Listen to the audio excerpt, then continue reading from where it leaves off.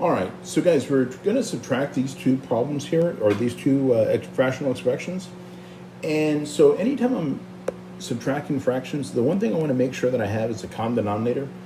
And in this case, we do, okay? So what I'm going to do is I'm going to write one big fraction with my denominator on the bottom, and I'm going to write it like this. So I'm going to go 3x squared plus 2x. Now, we're subtracting the entire 19x plus 56, okay? So notice I'm putting that part in parentheses, and guys, what I need to do here is I need to think about this as a -1, and that -1 is going to multiply by both pieces. So we're going to have 3x squared plus 2x, and then a minus 19x and a minus 56, excuse me, all over x minus 8. Then I can worry about combining my like terms, which are these two right here, okay? So I'm going to go 3x squared, a plus 2 and minus 19 is a minus 17x, minus 56, all over x minus 8. And now, guys, the next thing I need to do is I need to see if I can factor this guy right here, okay? So let me go ahead and rewrite my problem over here. 3x squared minus 17x minus 56, all over x minus 8. Remember what I'm going to do. In order to factor, I'm going to multiply those numbers together. So let me take my calculator here. So 3 times 56. I know it's a negative 56. It's negative 168, right? That's the number I'm dealing with. Okay, so what I'm going to do, I'm going to make a T-chart. Now, 168 is a pretty big number, right? So I'm going to try to go in order, like 1 and 168. Oops, 68. 2 and that looks like 84.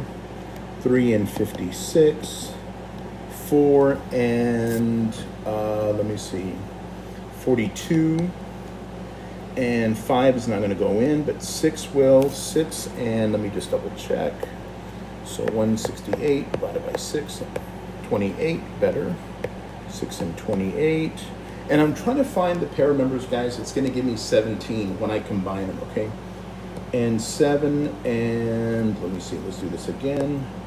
168 divided by 7, 24. Aha. Okay, guys, I can get a 17 out of this.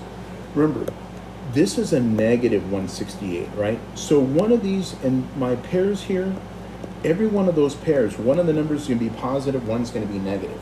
The way I can figure out which one I need to use, if I look at my middle term right here, it's negative. So what I'm going to do is the bigger number will be negative, and this will be positive, and if I combine those two together, that's going to give me a negative 17. All right, so let's go ahead and see what we can do here.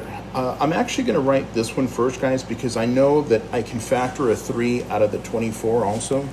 So I'm going to write it like this. Look, 3x squared with a minus 24x, and then a plus 7x and a minus 56. Okay, so all I did is kind of switch these two around. It doesn't really matter, but I think it's a little easier doing it this way, just with the numbers that we have. So now look, out of here, I can factor out a 3x, and I'm left with an x minus 8.